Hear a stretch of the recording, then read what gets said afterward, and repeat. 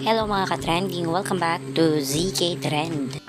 Bel Mariano may pinagdadaanan. Yung palaisipan ngayon ng mga netizens ang recent na mga like ni Bel sa kanyang Instagram account patungkol nga sa breakup.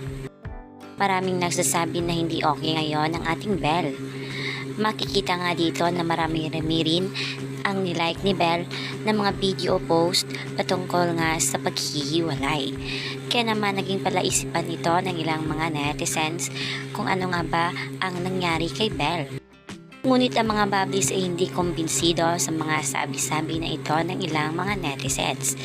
Dahil ngayon nga sa kanila, hindi basihan umano ang mga likes na ito kung totoong may pinagdadaanan ng isang tao. Marahil ay bashers lang ito ni Bel na pilit na ipinagkakalat na break na ang Don Bell.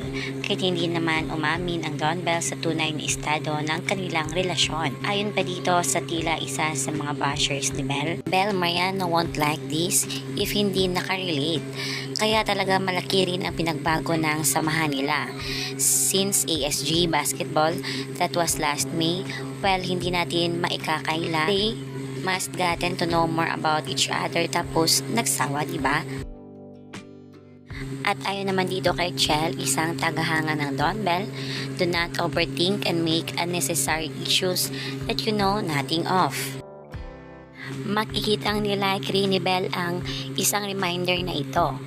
It's normal to have moments where all you want to do is disconnect from the world. You don't have to feel all of the time. You're allowed to have a break to recharge. You're allowed to look after yourself. Give yourself permission to rest. Ayon nga dito sa isang netizen sa pag-like na ni Bel, when she liked the post, I'm kinda worried na baka nararamdaman niya ang burnout. Let us give her time to rest and recharge. She needs that very badly now. Di na kami mangangalampag, just rest and enjoy the vacation, Bel Mariano. Marami rin naman mga nilike si Bel hindi lang patungkol sa breakup o hurting. Tulad na lang nito, stage rest of falling in love, simple sign you have found the one, at marami-rami pang patungkol sa love. At hindi nga ito ibinalita ng mga bashers ni Bel. Kayo mga ka-trending, anong reaksyon niyo at opinion niyo tungkol dito? Comment na. Hanggang dito na lang. Maraming salamat sa inyong patuloy na panonood.